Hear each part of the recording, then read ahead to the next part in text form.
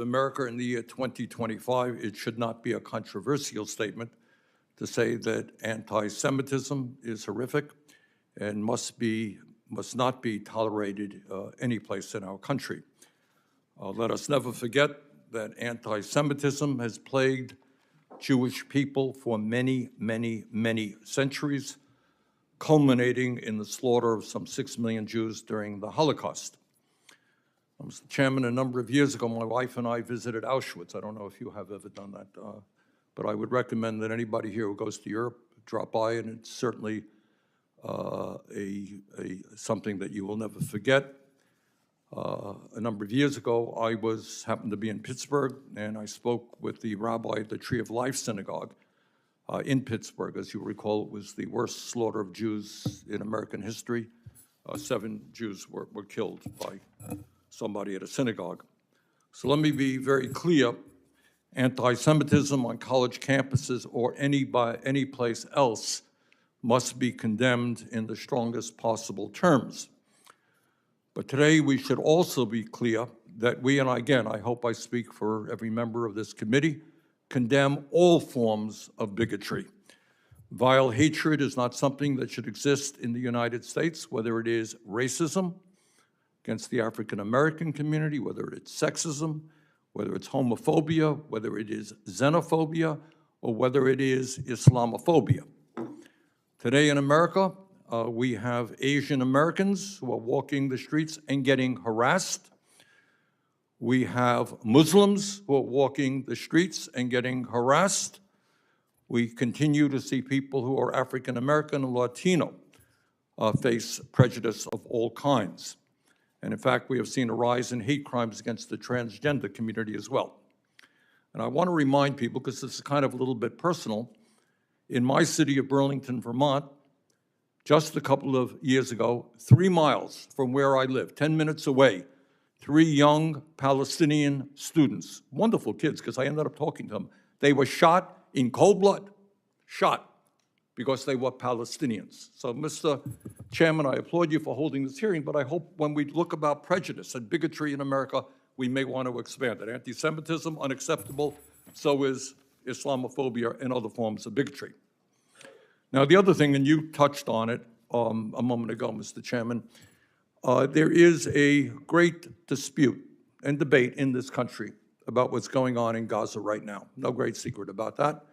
As you indicated, Mr. Chairman, in October of a year and a half ago, Hamas, a terrorist organization, launched a horrific attack against Israel. It killed 1,200 innocent men, women, and children, took several hundred people hostage. I don't think there's anybody on this committee who does not believe that Israel had the right to defend itself and go after Hamas, terrorist organization.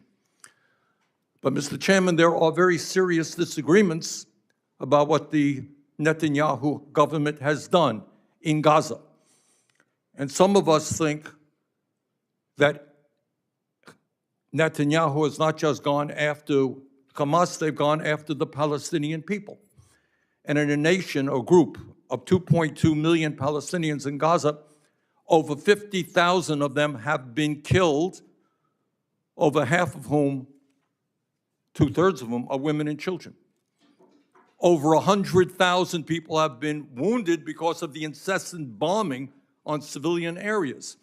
The entire infrastructure of Gaza, their entire healthcare system, their educational system, their water system has been completely destroyed. And according to international law, and in my view, what Netanyahu has done is criminal. So we can agree that anti-Semitism is unacceptable in all forms. But some of us happen to believe that the response of the Netanyahu government to the Hamas attack is also unacceptable. And if anyone wants to suggest that I or anybody else who speaks out on that issue, whether you're on a college campus or in the United States Senate, is anti-Semitic because we think that what Netanyahu is doing is outrageous, we can have that debate. If I attack the Italian government for doing what they may or may not be doing, I'm not anti-Italian, or the Irish government. To attack the Netanyahu government for their outrageous activities in Gaza does not make one an anti-Semite. and anti-Semite. So with that, Mr. Chairman, I would yield the floor. Thank you for that. And of course, our jurisdiction is on college campuses, and so that's where we will focus.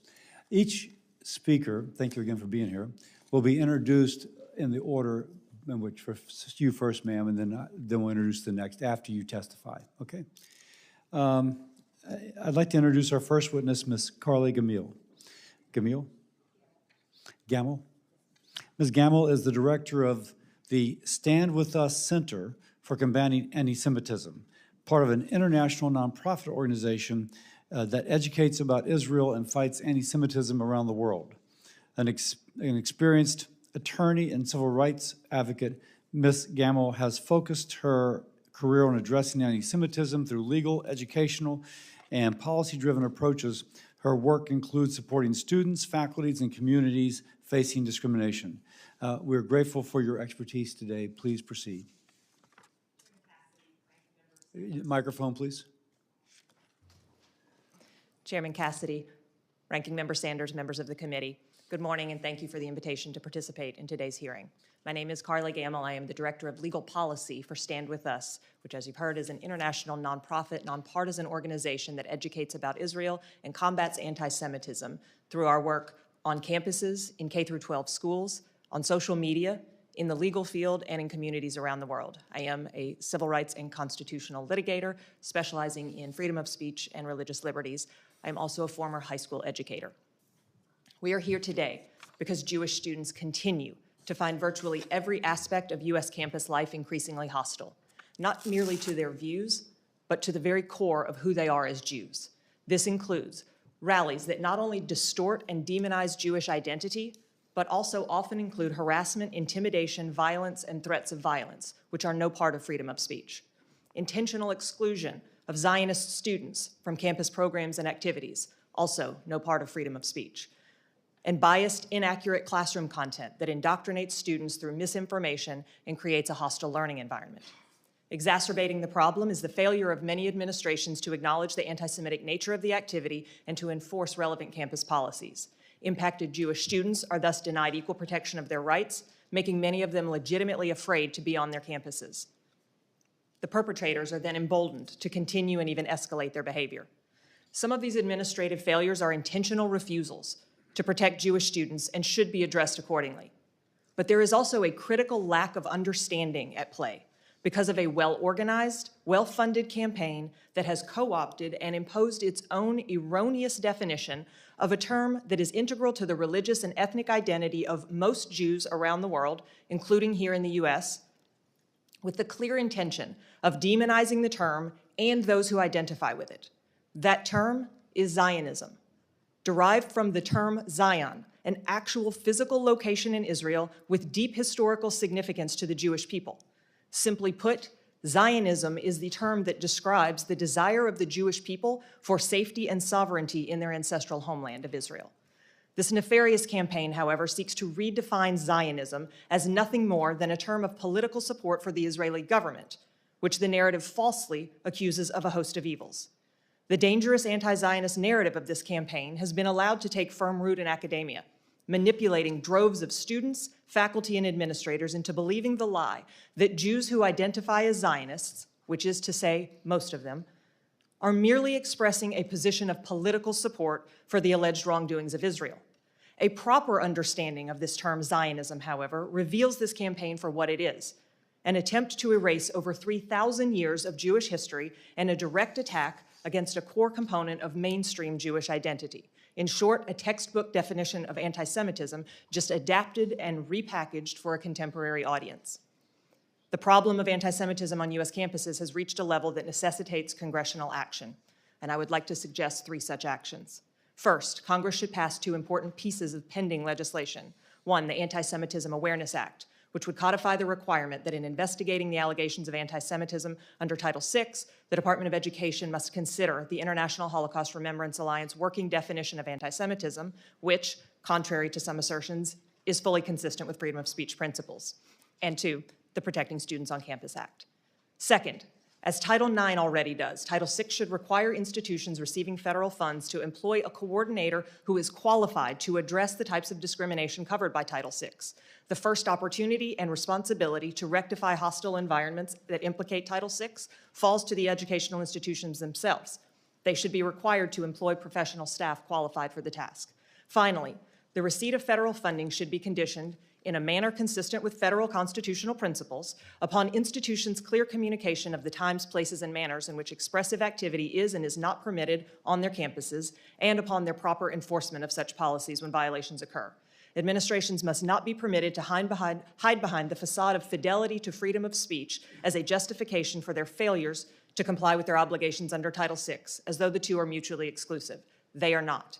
Educational institutions are not public streets or sidewalks, and students need not be permitted to engage in expressive activity wherever, whenever, and however they wish, for example, including by wearing masks to conceal their identities, especially when such allowances ultimately contribute to the creation of hostile educational environments. In closing, we must put an end to the political weaponization of Jewish identity and unify around the reality that anti-Semitism is causing real harm to real human beings, without confusing matters by insisting on addressing this acute issue only in tandem with other forms of bias and bigotry, or only when it comes from the opposite side of the political aisle.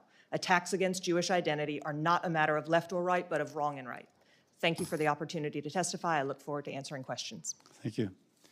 I'll introduce now our second witness, Rabbi Levi Shimtov. Rabbi Shimtov is the Executive Vice President of the American Friends of the Lubavitch Chabad. One more time? Lubavitch, I'm sorry. Which serves as the representative office of the worldwide Chabad Lubavitch movement in Washington, D.C., and plays a vital role in Jewish community engagement and public affairs. In addition to his organizational leadership, Rabbi Shimtov is widely regarded as a prominent voice for Jewish advocacy and has worked extensively with government officials, faith leaders, and community organizations to combat anti-Semitism and promote religious understanding. We're thankful to have you today, Rabbi. Please proceed. Good morning, Chairman Cassidy, Ranking Member Sanders, and honorable members of this committee.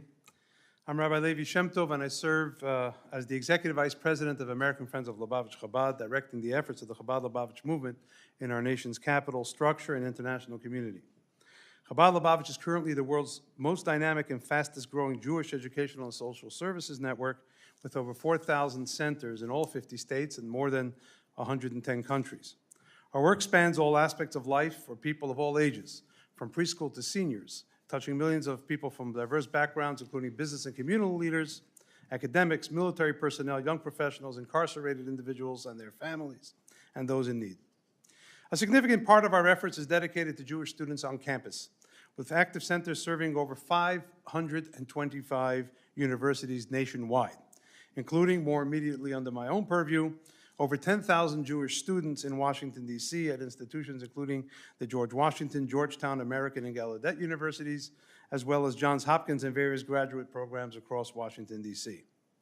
For 3 decades now, I've worked closely with students, witnessing firsthand the challenges they face, particularly with the rise of anti-Semitism on college campuses. My colleagues and I are guided every day by the teachings of the Lubavitcher Rebbe, Rabbi Menachem Schneerson of sacred memory.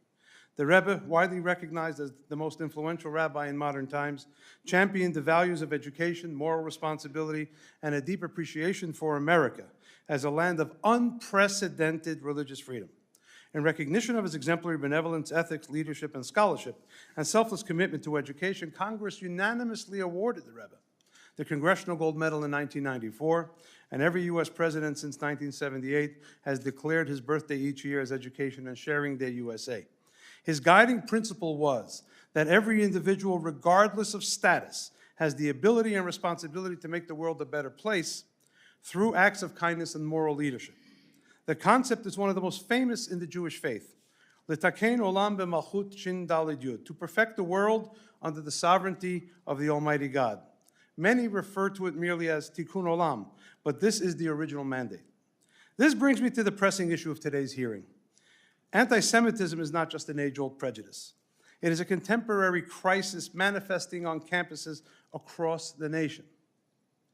It is not enough for individuals or institutions to merely claim they are not anti-Semitic. As my father once taught me, it is not enough for people, especially public figures, to be neutral or not be anti-Semitic. One must be anti-anti-Semitic. We must demand the same of our universities and government institutions. This hearing, in my opinion, is an attempt to be just that, anti-Semitic. We recently celebrated Purim. We're soon going to celebrate Passover, two great indicators of our history of overcoming oppression and discrimination. Jewish students are increasingly targeted, harassed, and ostracized simply for being Jewish or expressing support for Israel. This crisis escalated dramatically after October 7th, when Hamas carried out its brutal terrorist attack on Israel. Many Jewish students who once felt safe and included on campus suddenly found themselves abandoned by peers and institutions they once supported. Students have been physically threatened, spat upon, had their mezuzahs ripped from their dorm doors, even faced academic retaliation for their Jewish identity.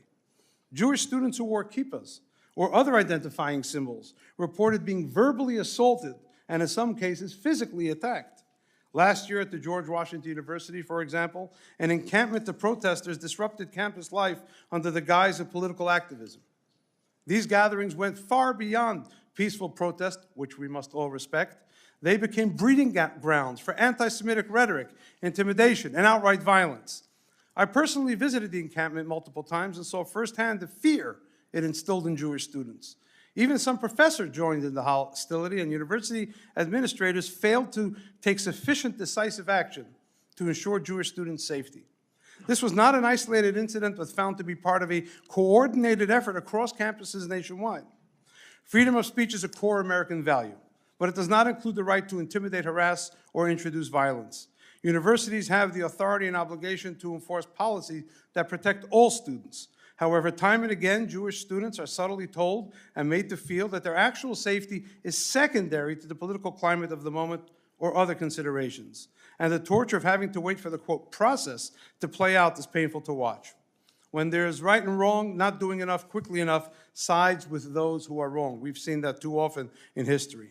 The federal government must take urgent steps to address this crisis. The anticipated passage of the Anti-Semitism Awareness Act is a crucial measure that will help define and combat anti-Semitism in educational institutions. The adoption of the IRA definition of anti-Semitism is another necessary step, as it provides a clear framework for recognizing and addressing anti-Semitic incidents. Without these defining developments, universities and administrators will continue to exploit loopholes to avoid taking real action. Moreover, federal authorities must demand a safe learning environment for all students, including Jewish students. Universities that tolerate anti-Semitic harassment should face real consequences. The previous administration took some steps in recognizing anti-Semitism as a national concern, hosting high-level meetings and engaging Jewish leaders in discussions across the spectrum.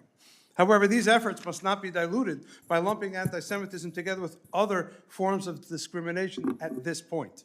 While all forms of hate should be addressed, anti-Semitism has unique characteristics that require a dedicated response. As Nobel laureate Elie Wiesel once said, Jews are always the first, but never the last. The normalization of anti-Semitism on campus is a warning sign for society at large. I have one more paragraph. Can I finish? One more paragraph. Jewish students need more than protection from hate. They need to be empowered with a robust Jewish identity. As the Rebbe taught, the best way to combat darkness is with light. It is not enough to fight anti-Semitism. We must also promote a strong and proud Jewish presence on campus. In other words, the best antidote to anti-Semitism is perhaps robust Semitism. Institutions should be more protective and supportive of Jewish student life and ensure that Jewish students clearly feel welcomed and valued as members of their academic communities. I apologize for going over my time, but thank you very much for the opportunity to testify and be here today. And thank you, Ranking Member Senator Sanders, for making sure the name Lubavitch is pronounced correctly. And thank you for the opportunity to testify. I'm prepared to answer any questions you might have. Thank you. Our third witness, Dr. Charles Asher Small. Dr. Small is the founding director of the Institute for the Study of Global Anti-Semitism and Policy, an interdisciplinary research center committed to understanding and combating contemporary anti-Semitism through scholarly research and policy analysis. He's an internationally recognized expert on anti-Semitism and extremism with a background in sociology and public policy. Dr. Small has testified before various governmental bodies and has authored extensive research on the impact of anti-Semitism on democratic societies. Thank you for joining us, sir. Thank you. It's an honor and a privilege to be here.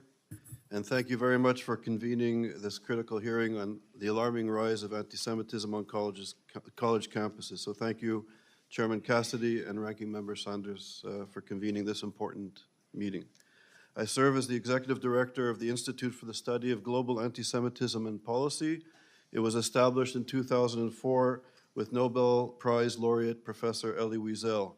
Professor Wiesel always used to teach that anti-Semitism is not a parochial problem for the Jewish people or for the state of Israel, but that anti-Semitism is a vile form of hatred that begins with the Jewish people but never ends with the Jewish people. And once this form of hatred is unleashed, it knows no boundaries and it attacks other vulnerable parts of our society, our cultural institutions, and our core democratic values. ISGAP is a research center that operates globally. We operate in the United States, in the United Kingdom, where we have a research center at Cambridge University. We do programs at Oxford University. We're also in Tel Aviv University at the INSS in Israel, in Italy, and in Canada. Our mission is to map and decode contemporary anti-Semitism and the anti-democratic forces at the highest levels of scholarship, developing scientific, evidence-based strategies to assist policymakers in combating this ancient scourge. Our research demonstrates that anti-Semitism has infiltrated mainstream discourse across educational, political, and social spheres. Our most prestigious universities and campuses, we've witnessed hundreds of anti-Semitic resolutions and protests, which some of them turned violent, others leading to the harassment and exclusion of Jewish students, faculty, and staff. While anti-Semitism is known as the world's oldest hatred, the Hamas attack of October the 7th triggered an explosion of organized anti-Semitic attacks against Jewish people and Jewish institutions, initially on college campuses before it spread nationwide. Anti-Semitic incidents have surged 360% since October the 7th, according to the ADL survey, and 83% of Jewish college students across this country have reported witnessing or experiencing anti-Semitism on their campus. I have personally seen that many Jewish students and faculty no longer feel physically safe on their college campus, which should be a bastion of tolerance and intellectual freedom and exploration. ISGAP's premier research project now is called Follow the Money, which examines the relationship between foreign funding to United States universities and the rise of anti-Semitism on campus, but also in the classroom. Our research has documented disturbing patterns of foreign influence through financial contributions that coincide with increased anti-Semitic activity, compromise academic freedom, and distort campus discourse on issues related to Israel, Jews, and the Middle East. In 2019, I presented our initial findings of this Follow the Money research project to federal officials, revealing that $3 billion of undisclosed money coming from Middle East anti-democratic, anti-American, and anti-Semitic forces, primarily from the Qatari regime to American universities, has led to a federal investigation that identified more than $6.5 billion in unreported foreign funding to our universities. Our ongoing research establishes that the Qatari regime donations have substantially impacted anti-Semitic discourse at American universities while also promoting anti-democratic values. It should be noted that the Qatari regime maintains documented ties to the Muslim Brotherhood. The Muslim Brotherhood is a reactionary, I would even say, perversion of Islam that combines a perversion of Islam with European anti-Semitism and even the protocols of the Elders of Zion that led to the Holocaust. that they have this, it's called a bayah, a spiritual oath to the Muslim Brotherhood, that also support and gives rise to Hamas, the Palestinian chapter of the Muslim Brotherhood, and other violent anti-Semitic and anti-democratic extremist affiliations. Since October the 7th, ISGAP has published 12 comprehensive reports revealing tens of billions of dollars in undocumented foreign funding coming to American universities, again, primarily from the Qatari regime, unreported to the Department of Education as required by law. Our analysis shows that between 2015 and 2020, that there's been a 300% increase in anti-Semitic incidents as well. We have uncovered systematic efforts to circumvent the transparency required by Section 117 of the Higher Education Act. Universities underreport foreign gifts, use third-party foundations to shield donor identities, and fail to disclose conditions and restrictions attached to the donations. Can I finish in 30 seconds or? 30 seconds. Okay. Very quickly, we found we did a report on Texas A&M. We found $1.3 billion in undocumented money between the Qatari regime and Texas A&M. We found 502 research projects.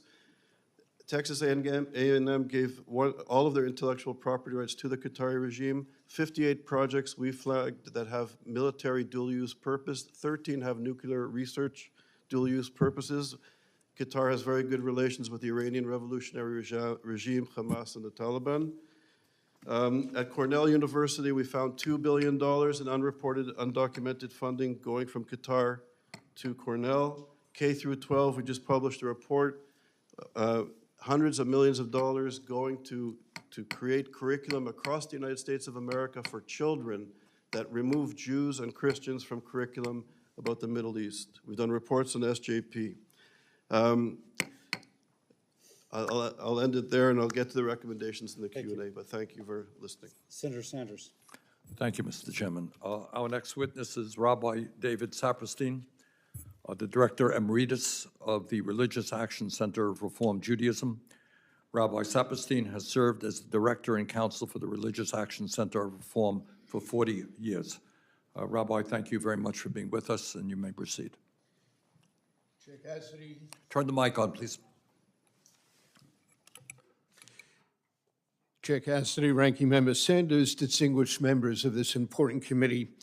As a rabbi, a First Amendment lawyer, a civil rights advocate, a diplomat, having served as the United States Ambassador for International Religious Freedom, I've engaged in a career of fighting for religious freedom and equal rights for all, fighting against discrimination of any group because of their identity. The foundational lesson I take from this half-century of work is that we cannot counter and delegitimize hatred against any one group unless we counter hate against all, which I think is embodied in Elie Wiesel's quote that you gave. So too countering anti-Semitism. At this period of unprecedented levels of anti-Semitism in our society on the campuses, I won't go into, you've described it very, very well here. There are distinctive aspects to fighting anti-Semitism, and we should accept nothing less than every Jewish student being safe. Doesn't mean you're going to be free of hearing speech that you're deeply troubled by and find offensive, but I want to say it again, we should accept nothing less than every Jewish student being safe on their campuses. And we cannot ensure that Jewish students are safe on campus until all students are safe, unless the mechanisms against discrimination are robust enough to support all protected groups, unless we effectively address the broader spread of hate speech, hate crimes, dehumanization, demonization, discrimination, ostracization against all those who are so victimized. Hate speech and hate crimes are intended to tear at the threads that hold our society together. Haters seek to undermine the comity and unity of Americans. Our responses must not add to those divisions. Any attempt to secure the rights and safety of Jews that undercuts the rule of law, that weakens our public schools or higher education, that further divides our nation and college campuses, undermines the very principles and institutions, undermines the democracy that have made it possible for Jews to flourish with more rights, more freedoms, more opportunities, more achievements in this country than Jews have ever known in diaspora life. But sadly, alarmingly, a number of recent actions against judges, law firms, defunding universities, the ignoring of judicial rulings, stripping due process and acting against protesters, the dismantling of the Department of Education's Office of Civil Rights, and the subsequent loss of its knowledgeable professionals seems to be doing exactly that.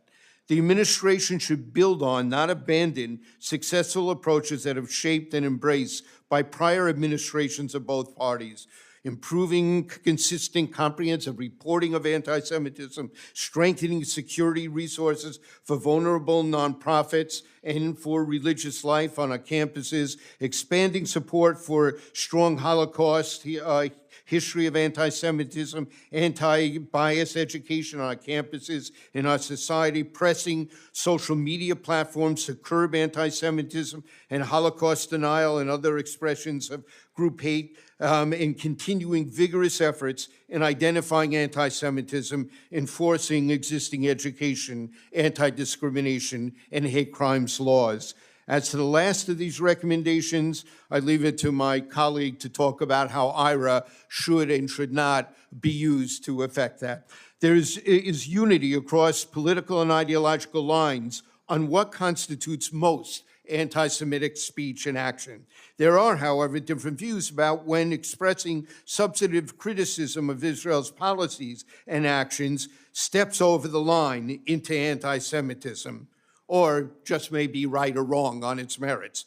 Whichever side of that line of speech may fall on, our law is clear against intimidation or harassment or threats, regardless of the content of the speech targeting them. For example, it is protected speech, even if deeply objectionable speech, to assert that Israel is an apartheid state or guilty of genocide. But whenever a Jewish student is taunted, blamed, or accused of supporting apartheid or genocide because they are Jewish, this constitutes discrimination because of their religion, national origin, shared ancestry. The same principle would apply to a student who looked to be Muslim or Arab, or being taunted for being a terrorist or jihad supporter, as well as a Jewish student wearing a yarmulke facing taunts saying no Zionists are welcome here. How many babies have you killed today? One key aspect of fighting anti-Semitism in this committee's purview is we know the higher the levels of education, the less likely to hold racist or anti-Semitic attitudes. It's not an inoculation. We're looking at politicized forms of anti-Semitism on our campuses here, but for 340 million Americans, it is true, according to all the studies, the higher the level of education, the less racist and anti-Semitic. Here, finally this, above all, to succeed, political leaders of both parties, civic, religious leaders, their communities must come together if we are to make hate have no place in America. As Rabbi Stacy Friedman had observed in conclusion, it is our compassion, our common humanity that defines us. It is the way people have united as allies and partners in standing up against such hatred that defines us. It is the support so many have shown one another after each attack that ultimately defines us. It is the love and tears we have shed for one another at our vigils. That is what defines us, and I hope defines Congress's work as well. Thank you. Senator Sanders again. Our final witness is Mr. Kenneth Stern, the director of the Bard Center for the Study of Hate. Mr. Stern was also the lead drafter of the IRA definition of anti-Semitism, which he has vocally opposed codifying into law for purposes of enforcement. Mr. Stern, thank you very much for being with us. Thank you, Chairman Cassidy, Ranking Member Sanders, and the other honorable members of the committee. I'm Kenneth Stern. I do direct the Bard Center for the Study of Hate, and I also worked at the American Jewish Committee for 25 years, where I directed the Division on Anti-Semitism and was the lead drafter of the text that is now known as the IRA definition of anti-Semitism. Let me emphasize 5 points. First, Students, including Jewish students, have a right not to be victims of true threats, harassment, intimidation, bullying, discrimination, let alone assault. However, they should expect to hear ideas that cut them to their core. Attempts to affect the campus that aren't grounded in protection of free speech and academic freedom are not likely to work. Anything that smacks of a hate speech code will backfire. Recent threats against funding without a full investigation and an opportunity to be heard are not only likely illegal, but horrible policy. Arresting students should be a last resort, not a first impulse, especially for technical violation of rules. The campus environment can be improved with programs and courses, but if we bludgeon the campus into submission, we risk destroying an institution which has made America the envy of the world. In 2020, I wrote a book entitled The Conflict Over the Conflict, the Israel-Palestine Campus Debate. I worried then, and I'm more worried now, that the campus tensions over this issue threaten higher education as each side tries to silence the other. Pro-Palestinian activists sometimes use a heckler's veto, promote academic boycotts, and sometimes exclude Zionists from social spaces, which is almost always McCarthy-like and sometimes clearly anti-Semitic. But I'm more worried about the use of law to silence pro-Palestinian speech. When the Anti-Semitism Awareness Act passed the Senate in 2016, proponents cited the suspension of a professor for an alleged anti-gay blog post and the stopping of the film American Sniper as anti-Muslim. They were saying violate free speech and academic freedom for us too, a message I find deeply troubling. There are church-state implications here too. Some House members said adopting it would be a congressional declaration that the Gospels were anti-Semitic. Some have suggested that that one example from the definition be dropped.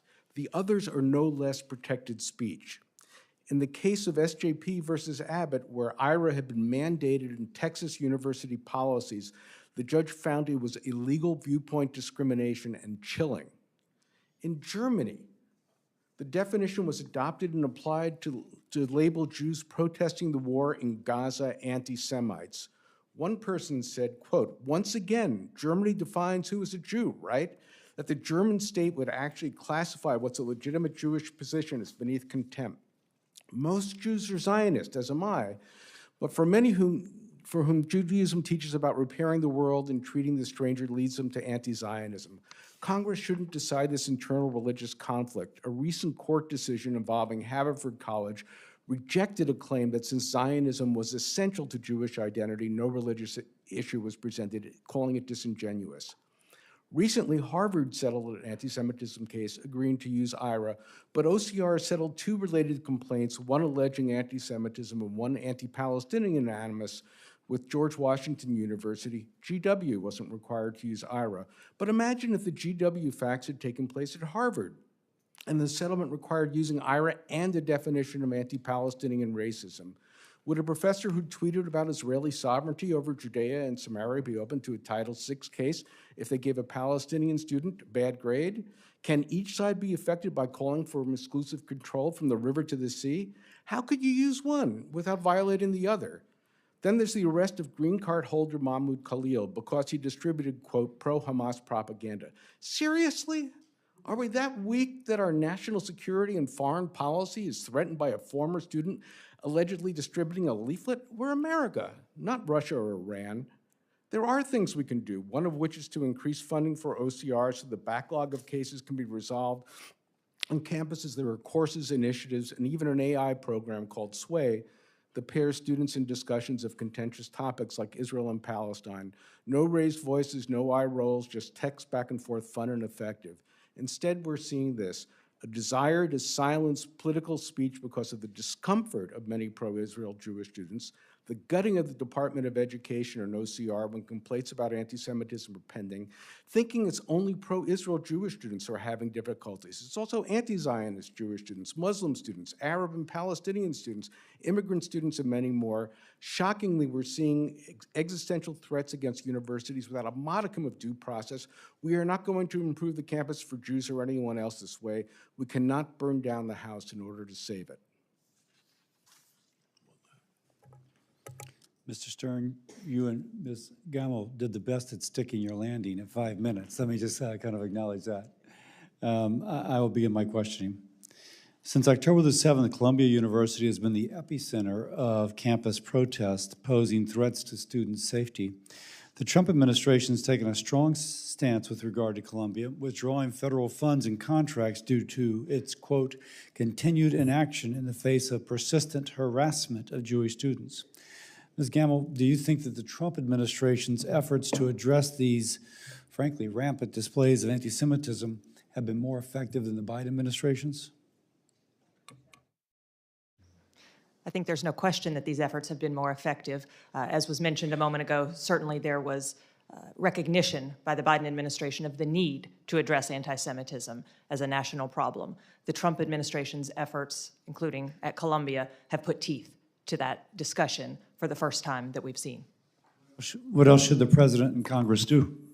Well, as I mentioned before, while yes, there is debate, I would say, and I'm happy to engage in further discussion about the differences of opinion about the International Holocaust Remembrance Alliance definition of anti-Semitism. I think it's important for Congress, now that the Anti-Semitism Awareness Act has been before it for quite some time, to finally codify that definition. Again, yes, there are certainly restrictions on how that definition can be used, but the definition itself is not a problem. It's like no other it's like any other definition that you would find. It is a tool for educating, helping people to better understand. Importantly, every time that that definition is brought up and challenged, there is a complete ignoring of the text of that definition and the guidance that goes with it. And the reality is that the examples of anti-Semitism that people like to fight over and the controversy is over are introduced with clear indication and instruction that these are examples that could be, depending upon the overall context, examples of anti-Semitism. The decision that was just referenced, in which there were problematic and concerns raised about, First Amendment concerns raised about the use of that definition, completely wrong on the facts and the law, including that fact, that context is crucial. And so again, passing the Anti-Semitism Awareness Act, I think, is number one, as well as Senator Cassidy, your bill regarding protecting students on campus. I think it is crucial that students know where to get advocacy and where to get help. But in order to do that, we also have to have robust enforcement, teeth in resolutions of Title VI complaints. Rabbi Shimtov, a quick assessment, the Biden administration versus Trump assessment, Trump administration's efforts to combat the anti-Semitism that we've seen. Well, I will say that the Biden administration did make special efforts, which were unprecedented, in bringing together a broad array of Jewish communal leaders and had top representation at the meetings, including White House principals, one of whom himself is Jewish.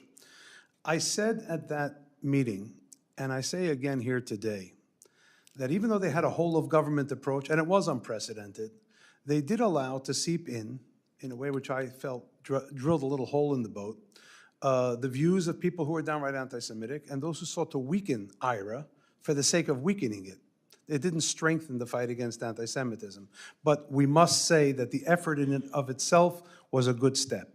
The second thing is we all fly on planes, and we're told that if oxygen pressurization changes, your mask is going to drop from the ceiling, and you have to put your own mask on first. But you want to save the kids who are with you. Don't do that.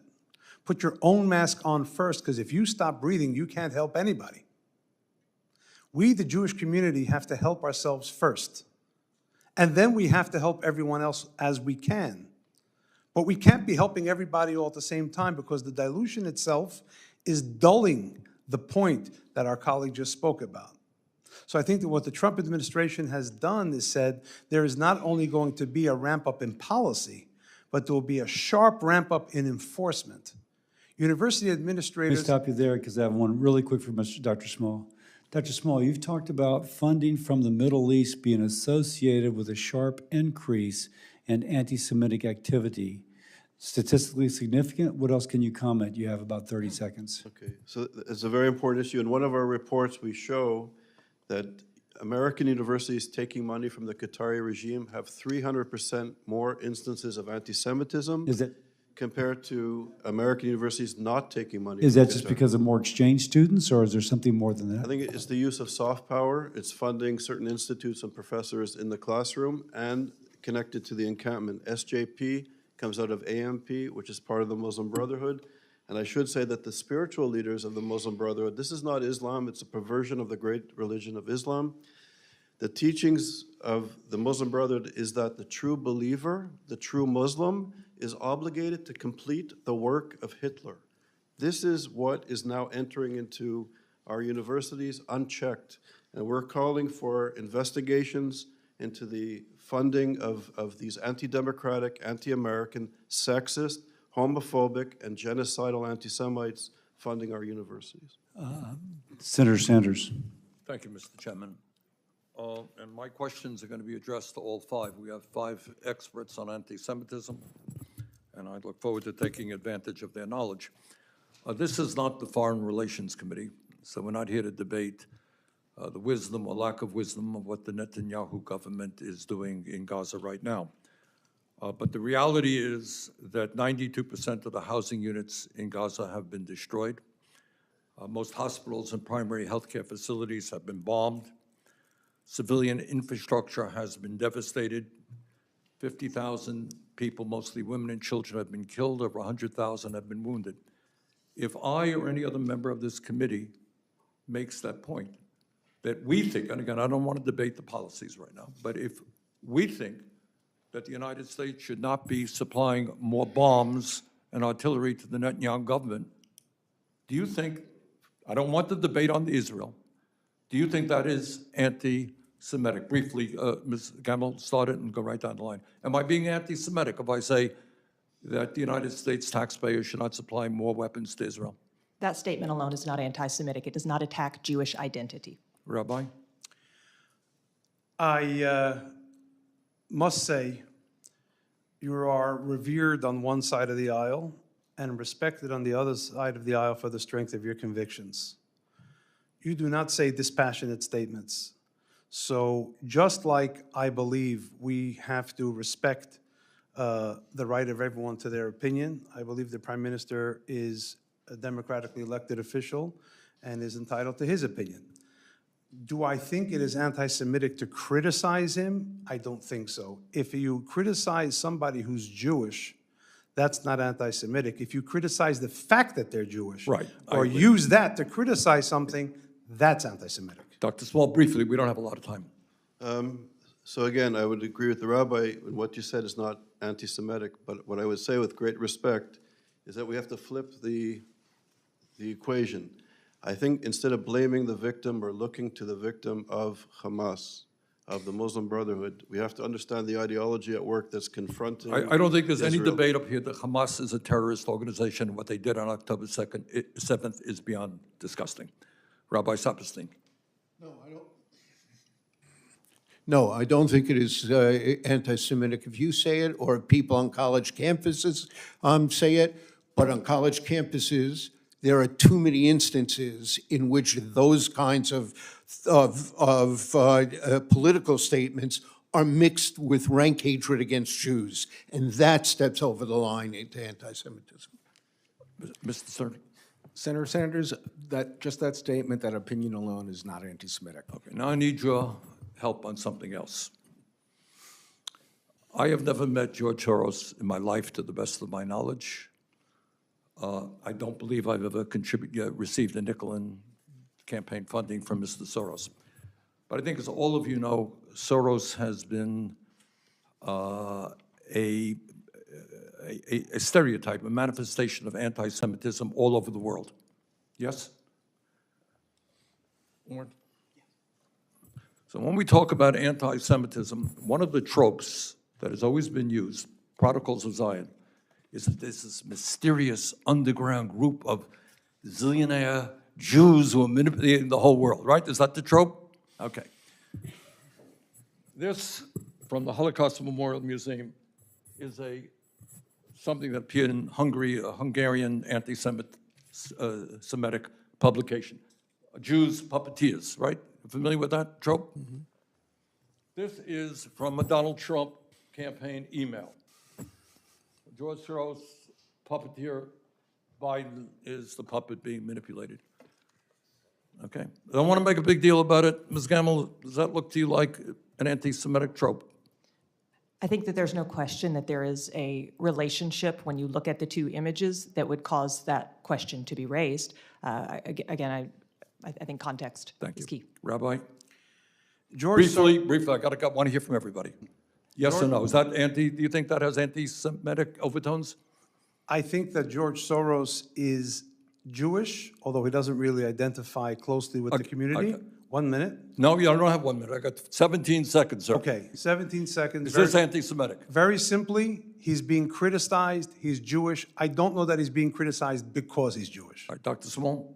And I would say very briefly, we're living in a time where the Democratic Center is under attack from the extreme right, the extreme left, and radical Islam. I asked you a question. Does this look like an anti-Semitic trope? Yes.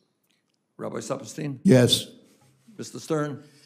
Anti-Semitism is two things, in its essence: a conspiracy theory that Jews try to harm humanity and giving them an explanation for what goes wrong in the world.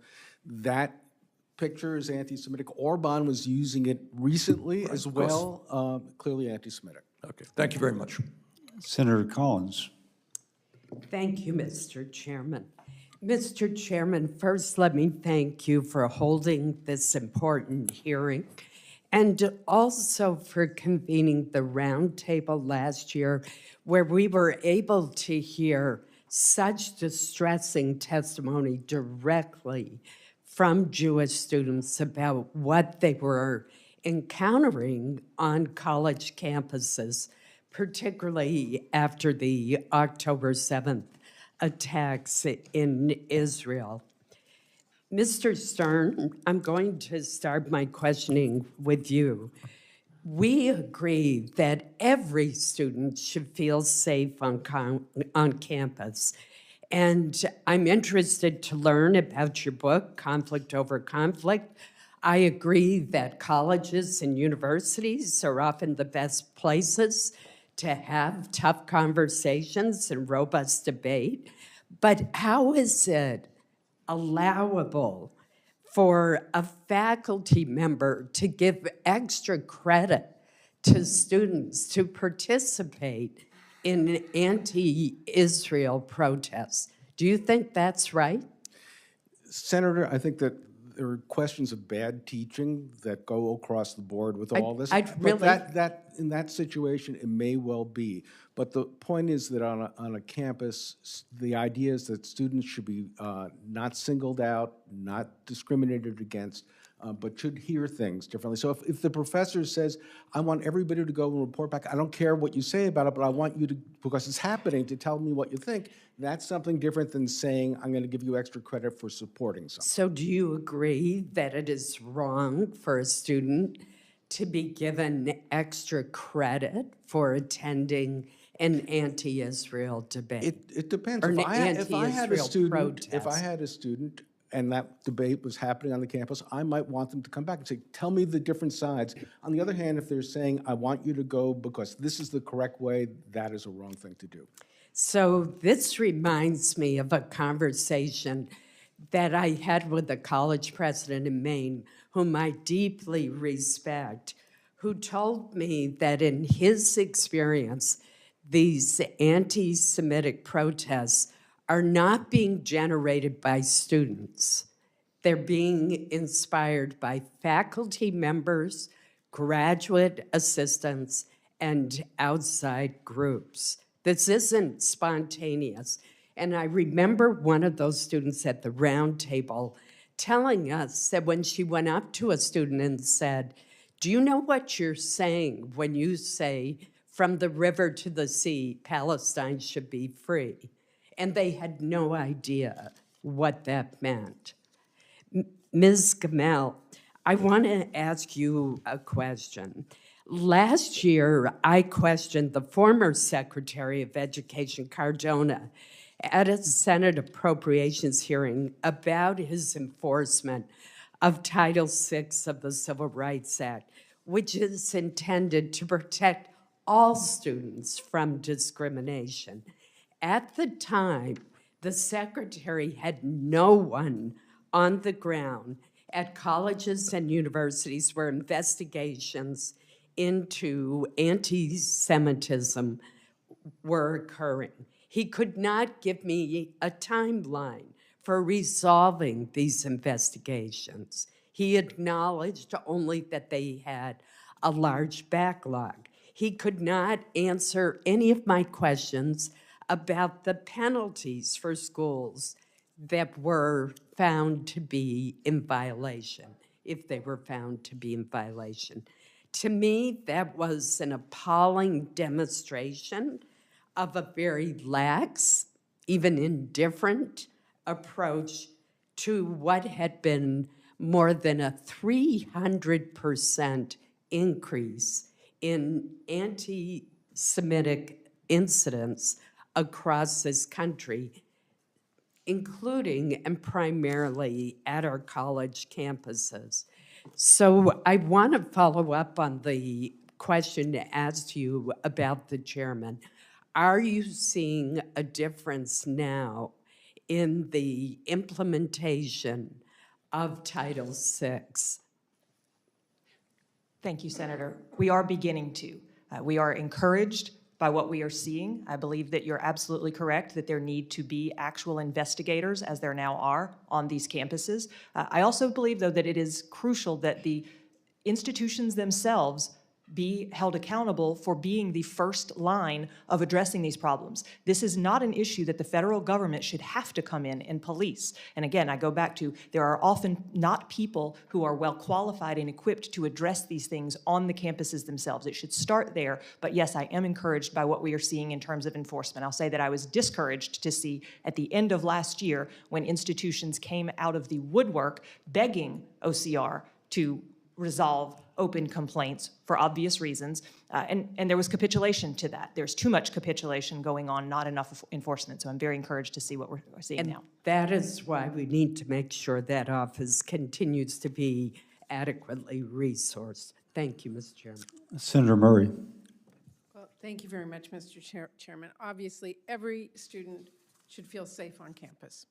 It doesn't matter who you are or where you come from, what religion you practice, you should feel safe.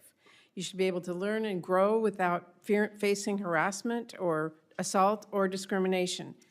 You may debate complex issues and hear diverse viewpoints on campus. That's part of life as much as it is part of higher education, and it is important. Everyone in this country should be able to use their voice and exercise their First Amendment rights peacefully without fear of government retaliation. And at the same time, no one should ever fear for their safety on campus. No one should ever be forced to tolerate bigotry. That's a very simple principle, and I think it's one that the vast majority of Americans agree with. In fact, here in Congress, we agree with it so much that we have an office at the Department of Education dedicated to upholding that principle, the Office of Civil Rights, that the senator from Maine just referenced. And that is why I have fought for years to secure more resources and funding for OCR. It does really important work to make sure every student is safe on campus. And it makes sure schools are living up to their obligations under our civil rights laws. When hatred and bigotry are on the march, from recent spikes in anti-Semitism and Islamophobia, or to the wave of anti-Asian hate during COVID, when students' safety is at stake, whether that means addressing hate crimes in hostile environments or actually addressing sexual assault on our campuses, OCR is really our front line. So if you want to fight anti-Semitism, you should support OCR. It is as straightforward as it gets. It's like saying if you want to fight fires, you should support the fire department. Well, I hate to tell you all, but Trump is axing the fire department. He has fired nearly half of the OCR staff and shuttered more than half of the OCR offices. So I don't know how anyone can actually say they're serious about stopping anti-Semitism on campus without also saying that they are concerned by this movement to gut that agency on the front line of stopping anti-Semitism. Because you can't upend that entire office, as Trump wants to do, without upending the work. You can't pause the investigations, which Trump already did, without creating a huge backlog that means students will not get the justice that they deserve. You can't just cut an agency in half and pretend everything's fine. Closing those offices means throwing 6,000 cases into limbo, leaving students in 28 states without the critical tools to fight back. Firing those workers means doubling the caseload for the remaining investigators, who are already stretched thin. I think it's clear that if we are serious about fighting anti-Semitism, we need to get serious about fighting this administration's decimation, not only of OCR, but the entire department. So I want to ask our witnesses what those cuts mean to students. And Rabbi Saberstein, let me start with you. Does drastically eliminating OCR's capacity help protect students, including Jewish students? It harms it in so many ways, Senator. You already talked about how overloaded they were before any of these cuts. Each one of the investigator, an average of 46 cases that they had to deal with. Now it's 86 cases that they're going to have to deal with the staff after the cuts were made. They shut 7 of the 12 regional offices. They're talking about moving it to the this kind of work, integrating it into the Justice Department. The Justice Department, not an administrative enforcement agency. It doesn't look at it in a holistic kind of manner here. This was really something extraordinary. And who is better? ProPublica did a deep dive before the cuts happened in the first few weeks. 20 new cases were open in the beginning of this administration. In the beginning of the Biden administration, the same period of time, 110 cases. In the last year of the Biden administration, 240 cases. Now it was down to 20. They're grinding it to a halt. And it is the students of America of all kinds who are facing discriminations that are going to suffer. Thank you. I only have 20 seconds left. Mr. Stern, you want to comment? Yes, thank you. I had the experience of working with OCR. There were Jewish students outside of Binghamton, New York. There was a Kick a Jew Day. The school district did nothing. I can tell you OCR worked magic. It helped the students. It helped the district do something that was educationally important. Also, there were other students that didn't want to be part of the complaint because they were worried about the retribution to them. This gave an opportunity to go work with them behind the scenes to make sure their voices were heard too. I agree with Rabbi Saperstein. If this becomes a Department of Justice issue, I think back to that case. I don't know that I would have been a complainant. I don't know that the students would have come forward. Thank you. Thank you very much, Mr. Chairman. Senator Marshall. Thank you, Mr. Chairman, and welcome everybody as well. Certainly, there's no doubt that 70% of Jewish students feel harassed, they feel threatened. And unfortunately, I found that in my home state. At the University of Kansas, I went and sat down and visited with the Jewish students there. And when these riots and protests were going on, to Senator Collins' point, the leaders of the riots were actually teachers there and graduate students and outsiders showing them how to do this type of rioting. The students were being followed into their classrooms. The protesters, the class, maybe it was a class in Jewish history, and the protesters were inside the buildings, outside the class, harassing these students. And certainly this is all very, very unacceptable. And I'm glad that we're proceeding this. I think there's a great opportunity for some type of an anti-Semitic commission going forward. This problem was happening 2,000 years ago. It's going to keep happening, and we need to keep this in mind as well. I want to go to Dr. Small first. Dr. Small, what was Qatar's role in the hostage release of Americans? It's a good question. I'm not an expert at that level, but I know that the Qataris certainly were funding Hamas. They have very good relations. Okay, that's not my question. I'll answer the question for you. Sure. So the Qataris were vastly responsible for the freeing of American hostages and many others. Dr. Small, what was Qatar's role in the evacuation of Afghanistan, and especially how did it impact America? The Qatari regime has good relations with the Taliban, with the Iranian Revolutionary Regime. And it's interesting, Hamas. Just the prejudice that I hear coming out of your mouth here, that Qatar was so important. Of the 120,000 people evacuated from Afghanistan in our moment of need, Qatar stood beside us, and of the 120,000 removed, 60,000 of them came through Qatar. Without Qatar, we would have had thousands more deaths as well. So I don't know why you won't answer that question. I want to think about just a little bit more objective here. I'm going to say this century, in the past decade or so, Qatar has given about $5 billion to the educational institutions of America. And a vast majority of that, probably 80%, is setting up universities in Qatar. Whether it's Texas A&M in engineering, Cornell in medicine, a vast amount of that money is research-oriented as well. Qatar's been a great ally to America, so I don't know why you're attacking them. And then why don't you compare? So China's given over $3 billion, the Saudis $1.5 billion, UK $1 billion, Germany over $1 billion. So why aren't we attacking them as well? And I want you to answer this question. Two universities heavily funded by Qatar were Carnegie Mellon and VCU. Were there any large anti-Semitic riots or protests there? So look, this is a very important issue, and I would say. So were there any anti-Semitic riots or protests in VCU or Carnegie Mellon? The answer is no. So the answer is no. So they were vastly funded, but yet there was no riots there. So I don't understand why you're picking on the Qataris here when other people are funding. Take Texas and Texas A&M. Texas A&M has a university presence in Qatar. University of Texas doesn't. So you would make the conclusion that Texas A&M was funded, but UT is where the riots were. UT had nothing to do with Qatari funding there. I don't know how causation doesn't, what's my saying here that Senator Cass uses all the time here? What is association is not necessarily causation. There you go. Association is not causation. So I don't know why we're here fueling the fire. Not all Muslims are anti-Semitic. Not all Muslims are anti-American. And here we have a Muslim country that has stood beside America for the most part, and they're not perfect. They're not perfect, but they help us get back hostages.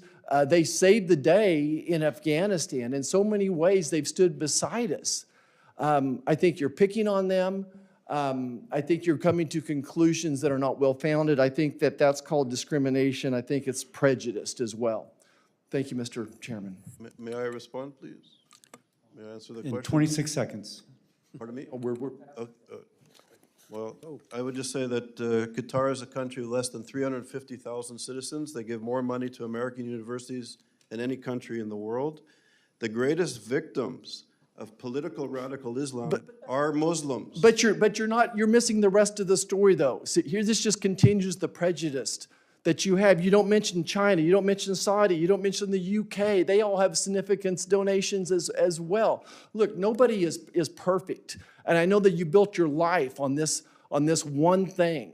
But no country is perfect, and I'm as pro-Israel as any member is up here. I'm certainly recognize the anti-Semitism that's been around for over 2,000 years. I don't know why you want to use an anti-Semitic term, I don't know why you want to make Qatar the scapegoat here. Thank you. Thank you, Senator Marshall. Senator Baldwin. I assume I don't have your list over here. Are you next? I was not here at the gavel. Oh, good. Then Senator Hassan. Hate to admit that. Thank you. Good morning. Thank you all for being here. I want to thank the chair and the ranking member for this hearing today. Before I turn to my questions, I want to say a few words regarding the alarming and disturbing anti-Semitism that we are seeing across the country. Vigorous debates regarding foreign policy are constitutionally protected, but too often since October 7th, when Hamas attacked Israel, these debates and protests have veered into both implicit and explicit anti-Semitism. Across the country, Jewish centers on campus have been protested and vandalized, and Jewish faculty and administrators have been targeted. At one school, Jewish students had to be escorted by security to escape a mob. And too often during protests, we've heard chants and slogans that justify and even celebrate Hamas's violence, or heard speakers deny Hamas's atrocities, including the atrocity of sexual violence. There is no legal right to threaten the safety of any student. Even if someone has a legal right to say hateful words, it's still wrong to say them. And the rest of us have the right and responsibility to condemn them. Denouncing anti-Semitism should not be a partisan issue. Whether by torchlight in Charlottesville or on the quads of our universities, anti-Semitism is always, always wrong and entirely at odds with what our country is supposed to be, what people like my dad, who served in World War II, knew America could be. The fact that we are seeing this kind of anti-Semitism today, in today's day and age, is shameful, and a reminder, obviously, that we need to do much, much better. Because extremism, no matter what fringe it comes from, doesn't go away on its own. And frankly, on this issue and others in our politics today, I do fear that the further we are removed from World War II, the more likely we are to forget the lessons that many paid a terrible price for all of us to learn. I was going to ask the same question that Senator Murray did about the Office of Civil Rights at the Department of Education, an incredibly important office. I was grateful, Rabbi, for your description of how it has been undermined and what the impact of that will be, and Mr. Stern, yours as well. It's an incredibly important tool. It is extremely disappointing. More than disappointing, it is wrong that this administration has worked to undermine it so quickly and so strongly. And it is at odds with the administration's rhetoric about wanting to do something about anti-Semitism on our campuses. But I do have a couple of other questions, and Rabbi Saperstein, I want to start with you. In your testimony, you highlight the importance of strengthening resources for security of our religious and communal institutions. We've made progress in recent years by creating the Nonprofit Security Grant Program at the Department of Homeland Security, which helps to address the security needs at houses of worship, but there's still more work to do.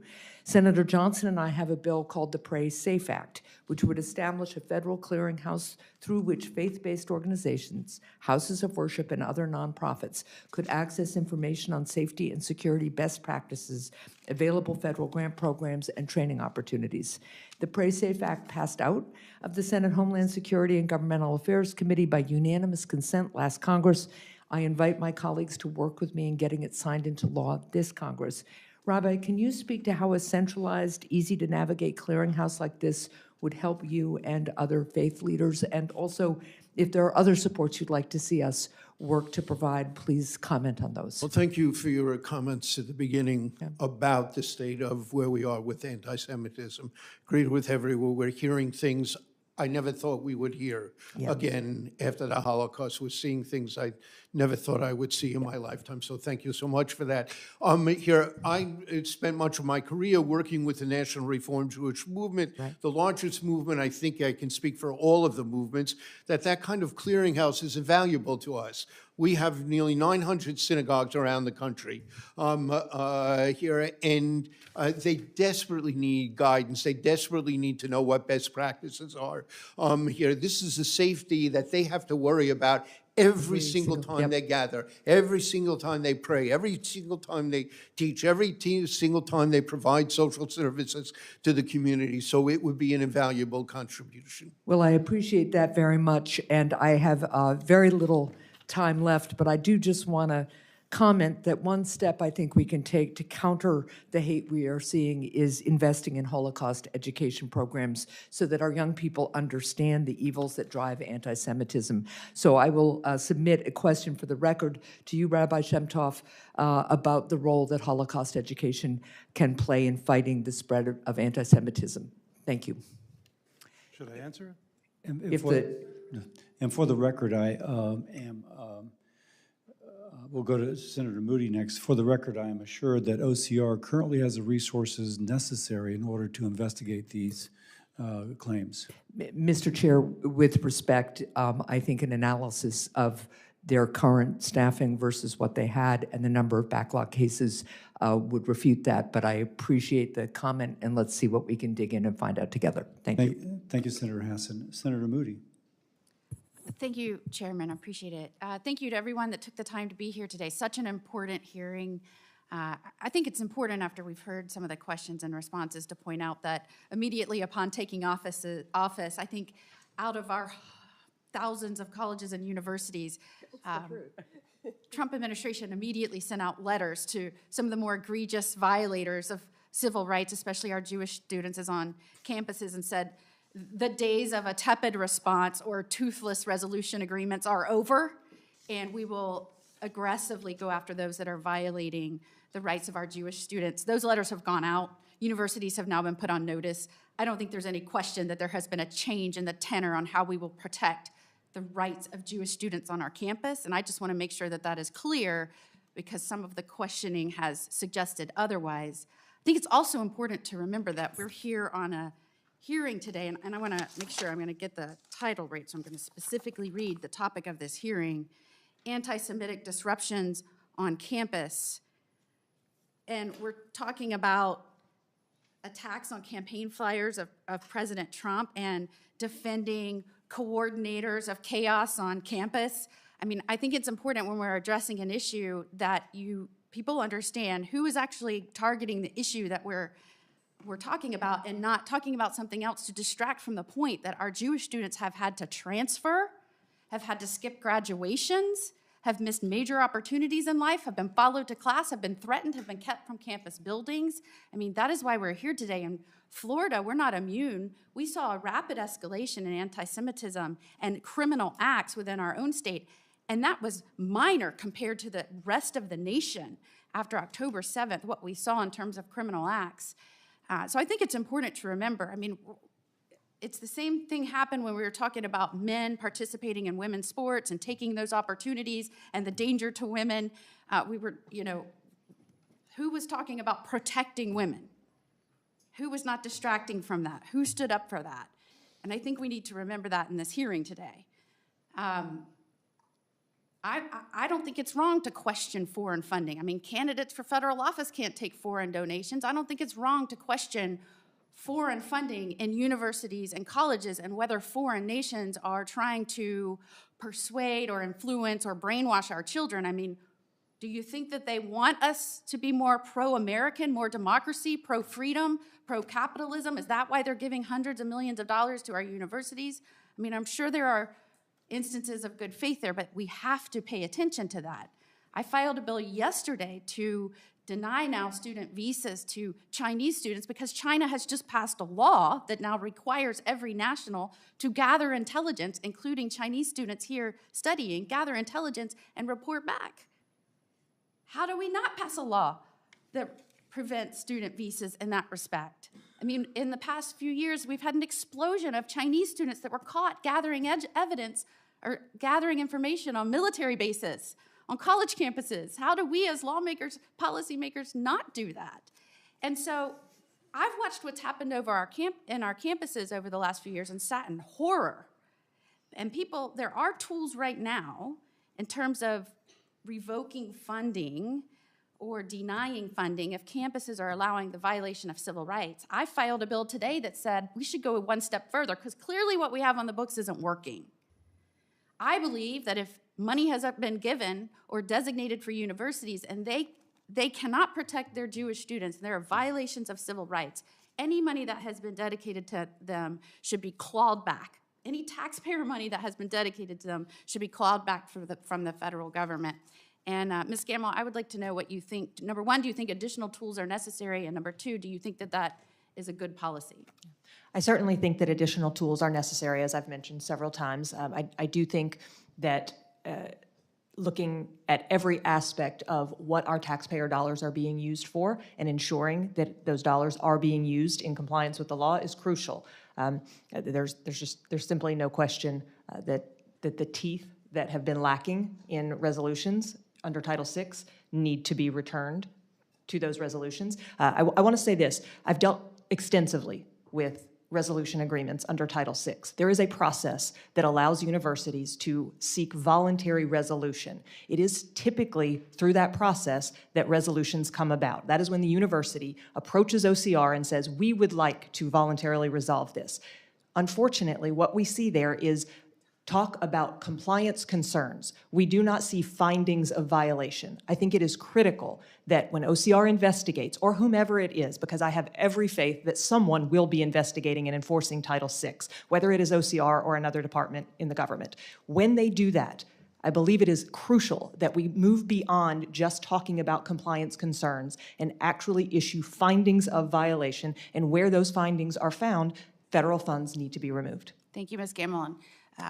we have these new timers that nobody can see where the time is. So I apologize if we went over. No, believe me, this is our first meeting in this new room. And so now I can A see, lot of new technology. I can see on my dial it's Senator Kim who's next. Thank you, Chairman. Thank you to all of you, and very powerful testimonies here. One thing I just wanted to sort of start from is sort of an area, hopefully, of agreement here. But Mr. Stern, you said something in your written testimony. You said, students have an absolute right to expect a campus environment where they will not be victims of true threats, real harassment, or intimidation, bullying, or discrimination, let alone assault. And I think that that is something, hopefully, that all of us can agree to, including my colleagues and I. So this question is how do we determine what then crosses that line? And I think that that's something I've tried to grapple with, and I've engaged the people in my state, and it's challenging. And certainly, when we look back at what happened at campuses and across this country over the last 2 years or so, I personally feel like I've seen things that have crossed that line. We've seen things that have entered that level of bullying, intimidation, discrimination, assault. But what we also know is that we shouldn't then cast that across the entirety of everything that is happening. So the question is, how do we try to separate that? And the question is also, who decides that? We've talked about the Office of Civil Rights, and Mr. Stern, I guess I just start with you. You've said that, for us to be able to achieve what Ms. Gamble just talked about, I agree with you that we want to make sure there's teeth. We want to make sure that we can get the findings of violation. Mr. Stern, you've proposed increasing the budget to the Office of Civil Rights. Can you explain that to me in terms of what would that be able to do further in terms of being able to try to identify and what the problem was, what the violation was, and then what the appropriate response is? Thank you, Senator. Well, one of the issues is that there's a huge backlog. So on a campus, when complaints are not resolved in a timely fashion, I think we probably all agree on that. That sends a message that nobody cares. So more funding would do that. But the other thing I want to stress is that the solution that people are pointing to about speech, about using the IRA definition, is going to backfire. And it's not just me saying that. It's the Cato Institute, the Federalist. Christopher Rufo said the second problem with the Anti-Semitism Awareness Act, especially for conservatives and civil libertarians, is that it's operating using the same coercive and corrosive principles as DEI. The legislation codifies an ideologically charged definition of anti-Semitism into law, provides special protections based on group identity, and expands anti-discrimination enforcement to include constitutionally protected speech. And what I worry about is when we tend to think about anti-Semitism, is it on this side of the line or that side of the line? We're ignoring how anti-Semitism actually works. Senator Sanders talked about the Tree of Life massacre. The background noise to that was anti-immigrant animus. If you look at how anti-Semitism works, Charlottesville, Jews will not replace us. The driving force is when anybody in our society is seen as a danger internally, and it's noble to go and attack them. It's in that environment, not whether this is about Israel on this side of the line or that promotes people to a conveyor belt of thinking in anti-Semitic terms. Ms. Gamble, I wanted to turn to you. Definition aside, I think you made your point, and that was helpful for me to understand your perspective on that. But certainly we need some entity to be able to decide and make adjudications here.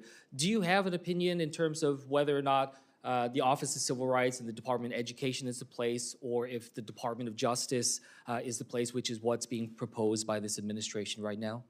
I'll be honest with you, Senator.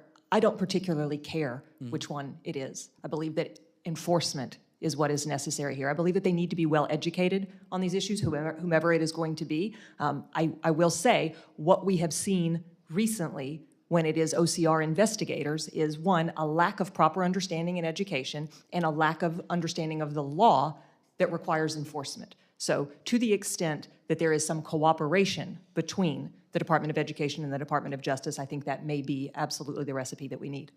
Thank you for your perspective here. I mean, let me just kind of say on my front what I worry about, because I agree with you. Something you said earlier, Ms. Gamble, was context is important. And I do think that there is very strong, need for having that context within the system of education. Understand the dynamics there in our education are different than other parts of our society. I agree with you, though. We want to make sure that there's teeth to it in terms of being able to engage. And, what we want to make sure is there's a process there.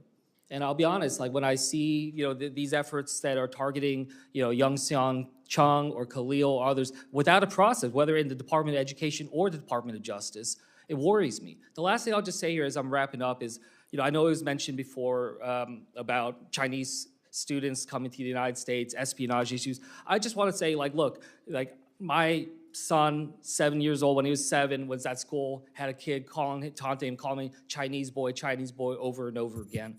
And so when there was that anti-Asian hate rising, the first people in New Jersey that came to our defense were some of the Jewish American community leaders. We wrote an op-ed together. I think that's important. I understand that there are nuances and differences, and I know that there's a concern about lumping it all together, but it is this understanding that when we protect all students, we are stronger than where we are seeing that kind of division that's out there. So I just wanted to respond and say, look, I'll stand up to try to address these needs, try to do it in a way with teeth. Thank you, Chairman, for letting me go a few seconds over here. Senator Husted. Thank you, Mr. Chairman. Appreciate everybody being here today. While anti-Semitism is millennia old, the flashpoint was October 7th for the issues that we're currently dealing with. I was on college campus at Ohio State in the days after that occurred. The students very scared there.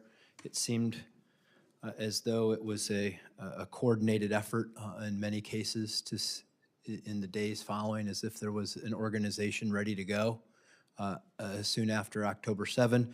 I do believe that for all the sake of the Palestinian people and peace throughout the Middle East, if Hamas would just simply release the hostages and the bodies of those who are deceased, that we could take a step forward. I hope we all can condemn them for failing to do that. However, a couple of quick questions. So we're talking about are universities protecting students from anti-Semitism? I'll ask each one of you a quick answer, yes or no. Are all of our college campuses doing enough to protect Jewish students from anti-Semitism? No. Definitely not. Absolutely not. No. No, but the better answers for the long term are educational as opposed to discipline. Well, that may be the case, but it seems like the circumstances where we see the most anti-Semitism are on some of the most elite campuses in this country. So it's clearly education doesn't do enough. There seems to be some coordinated agenda. Let me ask about the students on those campuses.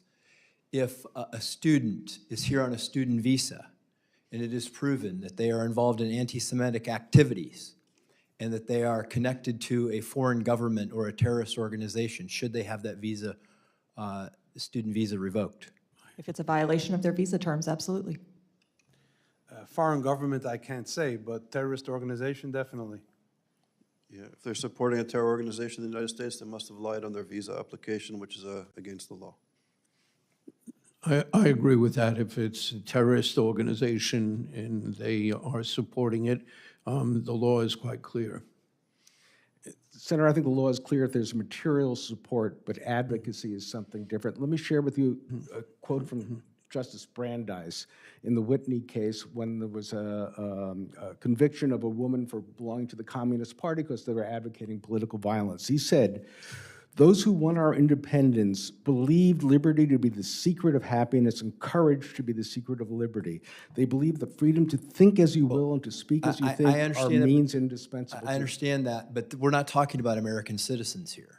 We're talking about people who have the privilege of being here. The question is First Amendment rights, how much it applies, especially to a green card holder, people like Nadine Strawson say it does. But the question is policy. There could be a great deal of debate about that, but these are not citizens of the United States. They're here as guests. Do you want students that come to America because of what we offer, including freedom of speech, to decide they don't want to come here? I would not want them to do it if they were indeed connected to a foreign government who is trying to influence situations here in America or a terrorist organization. What if they're misinformed about what River to the Sea means, and they're on a campus and they're 18 years old and they see what's happening in Gaza? Well, I'm asking you the questions. You're not asking me the questions. Okay. That's how this works. My apologies. Right. So as we look at this situation And again, I was on college campuses in the days after. The students were very, very concerned. I'll let Rabbi Semtov, you may want to answer this. Ms. Gamel, you may want to answer this. Do you believe that there were coordinated efforts in advance of with American citizens or people who are here that had knowledge of the October 7 attacks and were working to coordinate anti-Semitic activity here in America? Of the October 7th massacre, I have no idea. Of the post-October 7th anti-Semitic violence, thinly veiled as anti-Zionist or anti-Israel activity, absolutely yes. And I'm sad to say some of that support came from within the Jewish community, including, many people say, and there's circumstantial and better evidence, including from Mr. Soros's circle, which is why I was so reticent to answer the ranking member's question before. I'll just add that I likewise have no specific information about what knowledge individuals here in the U.S. had. I can say that with absolute certainty that immediately following October 7th, there was clear evidence of a concerted campaign in the form of a toolkit for individuals on campus to follow in order to be in lockstep with Hamas and its ideas. Okay. Thank you, Mr. Chairman. Thank you. Thank you, Mr. Chairman, and I want to thank our witnesses for being here today. Let me be clear. There is no place for anti-Semitism and other forms of discrimination anywhere in this country, including on our college campuses. As we've heard this morning, the Office of Civil Rights within the Department of Education is responsible for enforcing laws that protect the civil liberties of more than 49 million K-12 students and more than 24 million post-secondary students, including 1.2 million students in the state of Wisconsin. There's been some debate at the dais, on the dais, about whether the Office of Civil Rights is adequately resourced for the important charge that it has. The Office of Civil Rights was established by Congress within the Department of Education and is charged with protecting the rights of students. We know that the office has seen a rise in cases and allegations of anti-Semitism and other religious-based discrimination on college campuses. And so I would expect to be talking today more about how we are ensuring that the Office of Civil Rights is properly staffed and resourced. The Trump administration has taken the opposite approach, intending to gut not only the Office for Civil Rights by firing staff, closing regional offices, and freezing OCR cases, but also by intending to dismantle the entire Department of Education. During her confirmation process, I pressed Secretary of Education Linda McMahon about whether she would commit to using appropriated funds provided to the Department of Education's Office of Civil Rights for necessary staffing. And she responded that she would ensure that students would have equal access to education through vigorous enforcement of civil rights. But since then, Secretary McMahon and President Trump have shuttered 7 Office of Civil Rights regional offices, including one that serves the state of Wisconsin. You've already been asked about the impact of this, and so I'm going to move to another topic, and that is the impact of broad attacks on diversity, equity, and inclusion on the topic that we have before us today. Rabbi Saperstein, I appreciate your message of unity and observations that hate speech and hate crimes tear at the unity of Americans. As you attest, anti-Semitism thrives in environments where civil liberties are curtailed, and that anti-bias training is critical to combating anti-Semitism and fostering an inclusive environment for all students to learn and thrive. I'm very interested in your assessment of the potential impact of policy choices being made to attack diversity, equity, and inclusion. Will these broad attacks on diversity, equity, and inclusion sweep up important anti-bias training and other efforts to combat anti-Semitism? The question, as you phrased it, I think answers itself. Yes, it will greatly restrict anti-bias training. It will greatly restrict our commitment to the pluralistic democracy in which Jews have always thrived most. Pluralistic democracies have to be taken away. You think of the Nazis in Germany, they have to be destroyed in order to go about the work of a state-sponsored anti-Semitism here. We don't want to erode our democracy or the pluralistic nature. There was a problem in a number of the DEI programs that they didn't include Jews in anti-Semitism. And we pushed very hard to ensure that they would be included, and that should be recognized. But the need to have a diverse, inclusive, pluralistic society, including in our higher institutions of learning, I think is more important today as we are growingly diverse in America than ever before. Thank you. Senator Banks. Thank you, Mr. Chairman. Dr. Small, this week the Americans for Public Trust released a report that documented that China has donated over $175 million this year, over the last year alone, to U.S. colleges. And I wonder what connections you have found between the influence campaigns of the Chinese Communist Party, that money that's being sent to U.S. colleges, and to groups like Students for Justice in Palestine. So thank you for your question. It's an important issue. And in our circles, we sort of joke that the Chinese government steals IP from the United States and the Qataris buy it. And these are both important issues. So the Chinese Communist Party is connected, for example, to, in our assessment, to Code Pink, for example. We have people like Mr. Roy Singham supporting kind of the extreme left in the United States and some of these issues on campus that we're confronting in terms of anti-Semitism. Radical Islamist organizations such as the Muslim Brotherhood, Hamas, and the Palestinian Islamic Jihad have long cooperated and trained together with radical Marxist organizations such as the PFLP and the Democratic Front for the Liberation of Palestine. And this sort of exploded on our campus on October the 7th. So U.S. groups echoing these narratives and these type of kind of extreme groups, violent groups on campus. I got a lot I want to get through. We call it the but you can't establish a link between the Chinese influence campaigns and Students for Justice in Palestine. We call it the Red-Green Alliance. So on campus, the Red-Green Alliance. Yes. I want to get to that. Because the connections between China and the radical Islamists like Hamas are no coincidence. It's called the Red-Green Alliance, as you said. Yeah. And the socialist left and radical Islamists are coordinated to undermine the United States and Israel, and Code Pink is a big part of it. And it's too bad that our Code Pink guest had to leave because I really want to get into that. Dr. Small, Code Pink isn't just a far-left anti-war protest group anymore.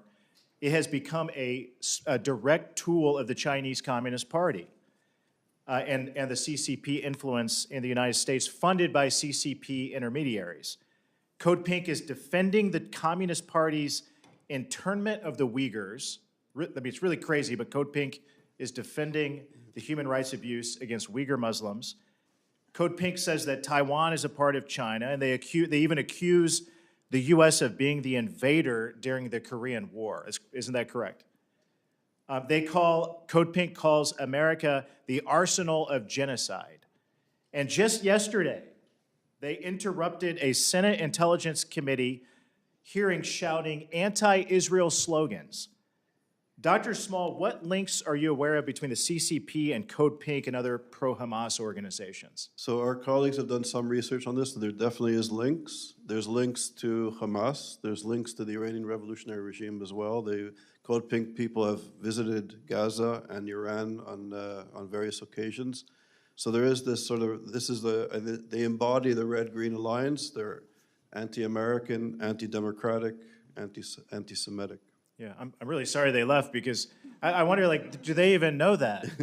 Do they understand that? Do they understand that they're being, do they agree with that, or are they taken advantage of by Code Pink organizers and financiers? Yeah, I think they take advantage of the free speech that we have here. And I think, in a way, a lot of this conversation was framed with as free speech. But I also think, in terms of anti-Semitism and what's taking place on campus, is intimidation, violence, and criminal activity. So I wish there would be somebody from a police force here. We've spoken to NYPD. I want to get to that. Mr. Chairman, I'd like to enter a letter into the record that I sent to the Attorney General Pam Bondi yesterday requesting an investigation of Code Pink for violating the Foreign Agents Registration Act. Without objection. And Dr. Small, do you think Code Pink's leaders may fit the definition of foreign agents, and should they be investigated? I think they should definitely be investigated. And Dr. Small, you mentioned this already. The New York Times reported in August 2023 that Code Pink's founder is now married to Neville Roy Singham, a multimillionaire who lives in Shanghai and funds a whole network of pro-CCP and anti-Israel protest groups. Mr. Chairman, I would like to also enter that record, that article from the New York Times into the record. Without objection. If American-backed organizations protested like this in China, they would be locked up and shut down immediately. Yeah. That's the fact of it. Dr. Small, what should the U.S. government be doing to stop this flow of subversive money into our country? So in my submission, we call for various recommendations, including the Department of Education and other government entities should do thorough investigations into foreign funding and its impact on our higher education. We believe our higher education is young people come to universities to learn how to be citizens, and they're being miseducated on many important issues that guarantee our freedoms, such as freedom of speech and other democratic freedoms that we have here. Thank you. I yield back. Thank you. Senator Markey. Thank you, Mr. Chairman. Tragically, anti-Semitism is on the rise in the United States. It is outrageous. It is wrong, and we cannot and we must not tolerate it. We saw it when white supremacists marched in Charlottesville with swastikas, yelling blood and soil. We saw it when a man walked into the Tree of Life synagogue and killed congregants in their house of worship. We see it when synagogues are threatened and vandalized, and we see it when Trump administration officials support far-right Holocaust deniers. Anti-Semitism is a threat to our most basic freedom in the United States, the freedom to pursue faith without fear. But rather than seriously address anti-Semitism and protect Jewish student safety, this administration is cutting funding for the Office of Civil Rights. And Trump is cynically using the rise in anti-Semitism as a tool to restrict freedom, stroke fear, and silence dissent. And it is as terrifying as it is evil. Under the guise of combating anti-Semitism, this administration cut off $400 million in funding for Columbia University, funding that, amongst other things, supports critical Alzheimer's and cancer research. We can't have cutoffs in Alzheimer's and cancer research in America. This month, ICE officers arrested students in Columbia and Georgetown and elsewhere lawfully here in the United States, but haven't charged them with a single crime. We're the United States of America. It's 2025. You need evidence. You need a crime. You have to say what it is. And on Tuesday, masked ICE officers grabbed Rumesa Ozturk, a PhD student at Tufts University, off the street as she was on her way to break fast for Ramadan. She has not been charged with a single crime. As far as I understand it, the Trump administration arrested these students because they engaged in the freedom of expression that is explicitly protected under the Constitution of the United States. What these individuals said or believed is besides the point. What matters is that we have a president arresting people because he disagrees with their constitutionally protected right to freedom of expression. And that imperils the basic democratic principles upon which all of our freedoms relies.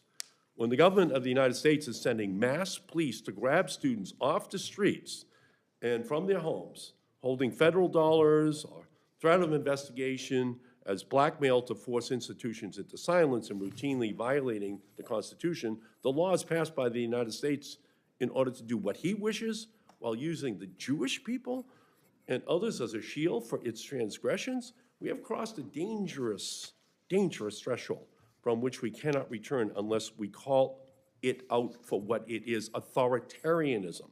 We have a very serious anti-Semitism problem in the United States of America. It is a problem that deserves a real and a forceful response. But the answer to anti-Semitism will never be authoritarianism.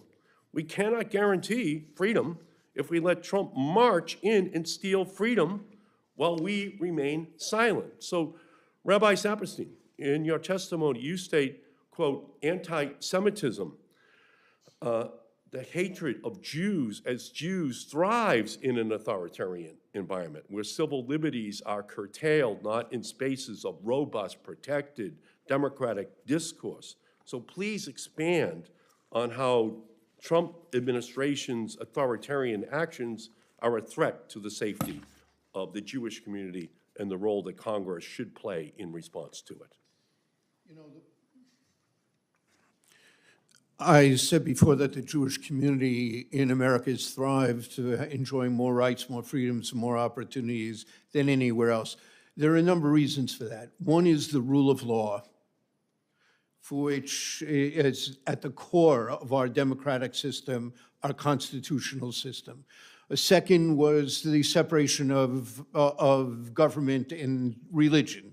Here, that government would not interfere with religion and be a wall keeping government out of religion. This was the first country in the history of the world in which we said, your rights as a citizen will not depend upon your religious identity, your religious beliefs, or your religious peaceful practices, which is a standard in my work as U.S. Ambassador for Religious Freedom. I try to hold every other country accountable to its embodying in the international human rights covenants. Here, we have always thrived better in open, pluralistic countries than we have in dogmatic and authoritarian countries. We are always the other in those authoritarian countries. And the reason we have thrived here has been the opportunities that higher education has given us, that the public schools brought us up through for generations in this country here, and the attacks on each one of those that we're seeing on higher education, on cutting back, even restricting funds, the public schools in terms of the attacks on the rule of law, on judges, the judicial system, ignoring judicial decisions that are being made. All of this undercuts the safety of not just Jews, but everyone who is a victim of discrimination in this country. Anti-Semitism is the problem. Authoritarianism is not the answer. Indeed. Thank you. Senator Hawley. Thank you very much, Mr. Chairman. Thanks for calling this important hearing.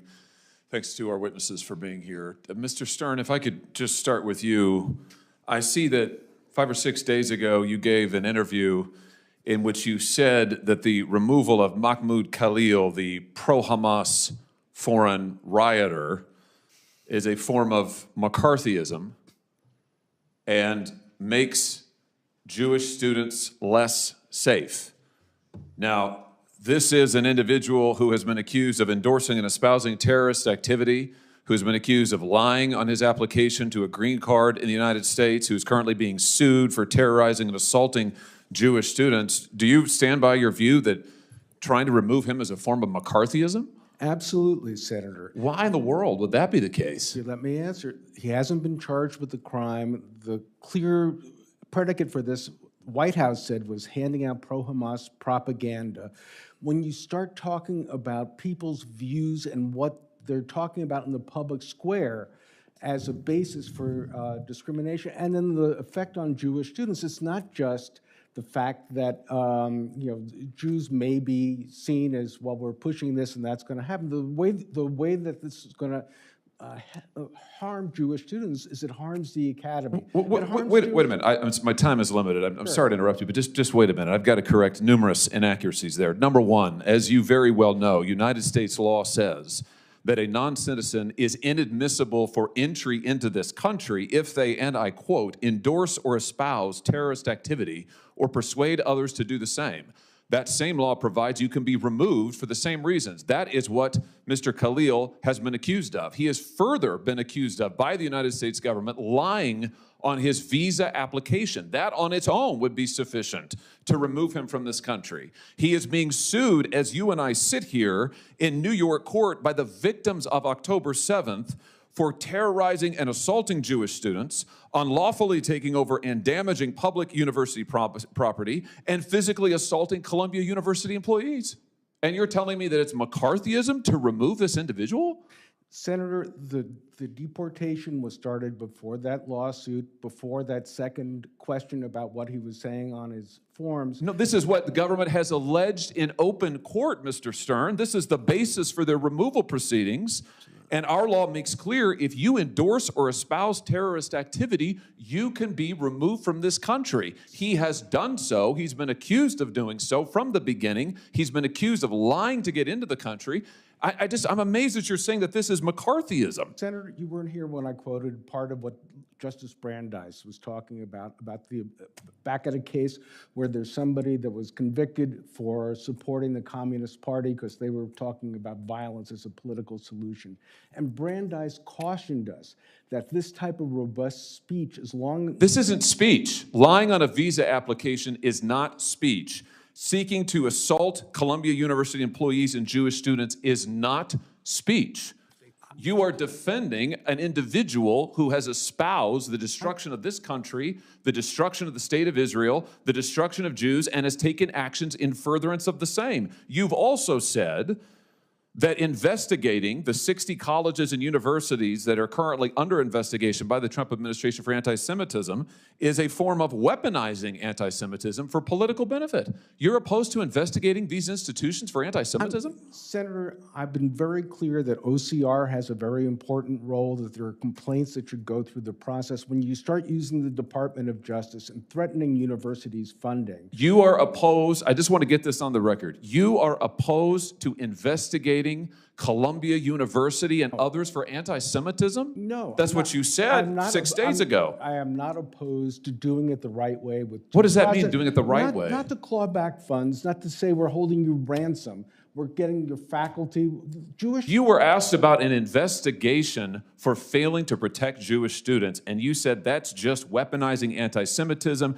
It makes students less safe. It is when the I think that's Department of crazy. Justice has a list of places they want to go to. The Senator Markey's question... Oh, I heard Senator Markey's questions. I heard his whole speech. I thought it was insane.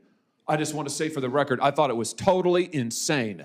And I think your positions are similarly insane. I think the idea that we would bend over backwards to hug and kiss and make nice to a pro-Hamas rioter, because that's what Khalil is, and that we would say, heavens, we can't remove him, and that makes Jewish students less safe on our campuses? That's nuts. Senator, that's nuts. To Rabbi Saberstein's point, if you look at American history, the times where Jews were most vulnerable was during the Palmer raids in World War I, when there was political... Jews are vulnerable now on our campuses because of people like Khalil, and I want to say for the record, I'm glad he's gone, and I hope he never comes back.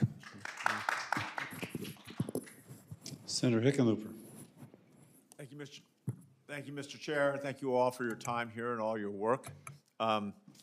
I think we've covered sufficiently to say that all of you agree that every student should feel safe on their campus.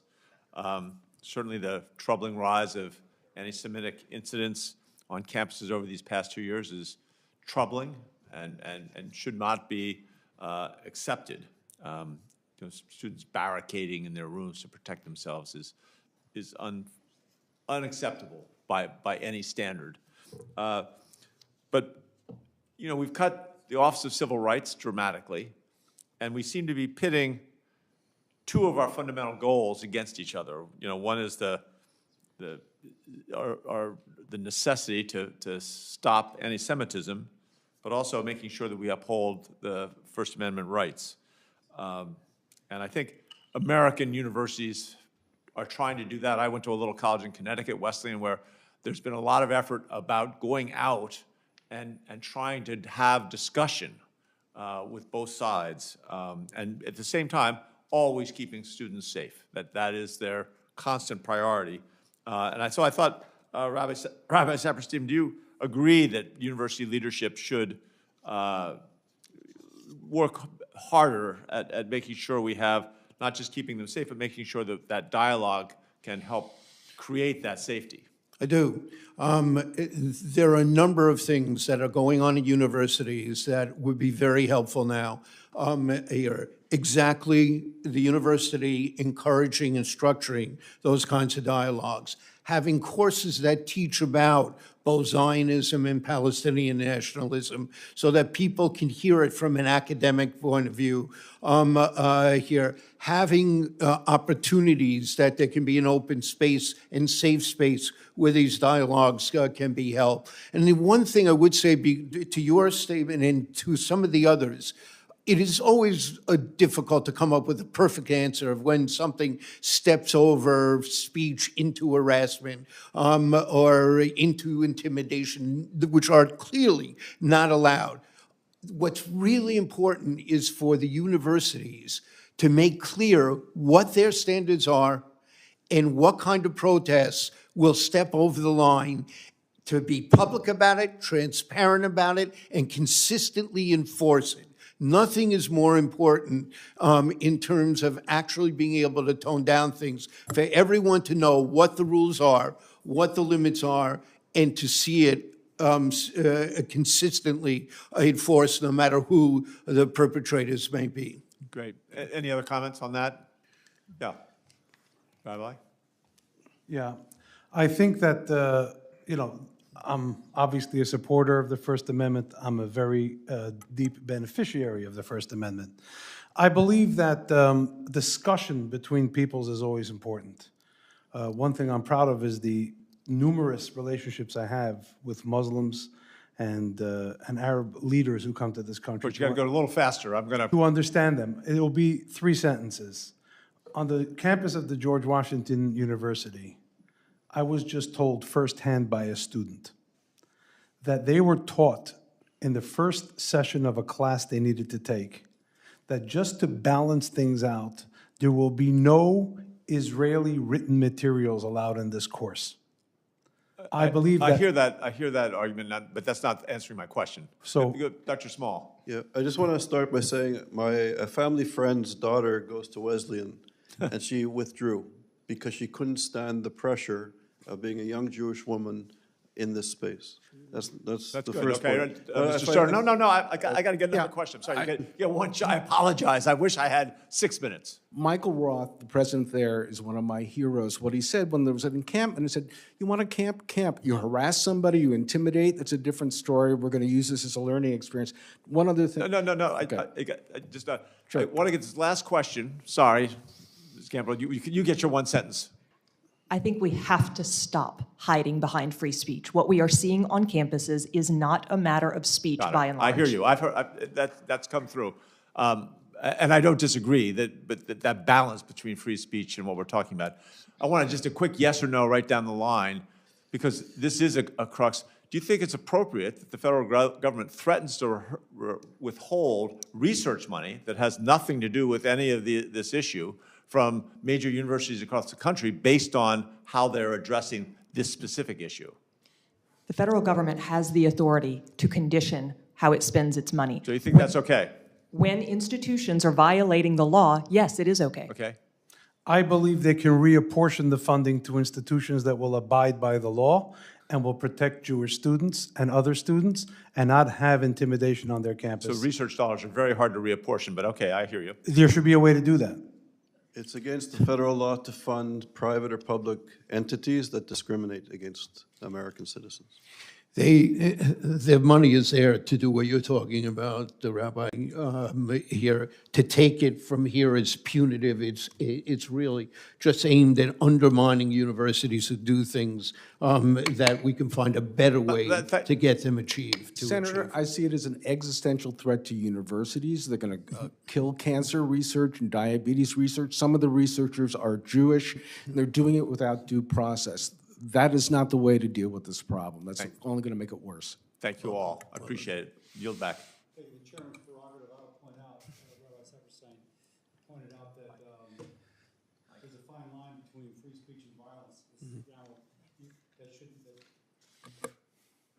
That shouldn't be a cover. Chasing kids into a room and pounding on the door when they are there is wrong. Absolutely. Let me just say that. And blocking their way to get across the commons to go to their class is wrong. And that shouldn't have to be established in a behavior handbook. That should just be known when the kid shows up. And if you're guilty of perpetrating that, you should suffer consequences. And I think that is not free speech. No, we're closing. I ask for unanimous consent to enter 3 letters into the record. The first record from the American Jewish Medical Association describing and highlighting the danger of anti-Semitism in medical education to the detriment of Jewish students and patients alike. The second letter from the Union of Orthodox Jewish Congregations of America providing recommendations to address anti-Semitism on college campuses and supporting the passage of the Anti-Semitism Awareness Act, the Protecting Students on Campus Act, and the Deterrent Act. The third letter from the Zionist Organization of America highlighting the long history of anti-Semitism on college campuses, including the surge since the attacks on October the 7th, 2023. And I ask unanimous consent, and I so acknowledge. The hearing record will remain open for 10 business days. Senators may submit questions for the records within that time if they would like. Mr. Chairman? Senator Sanders? I have a couple of unanimous consents. Oh, I'm sorry. One to enter the record, a letter from the Jewish Electorate Institute regarding today's hearing, and another one dealing with the impact of Trump's cutting of the Office of Civil Rights. Without objection. Thank you for being here today. The committee stands adjourned.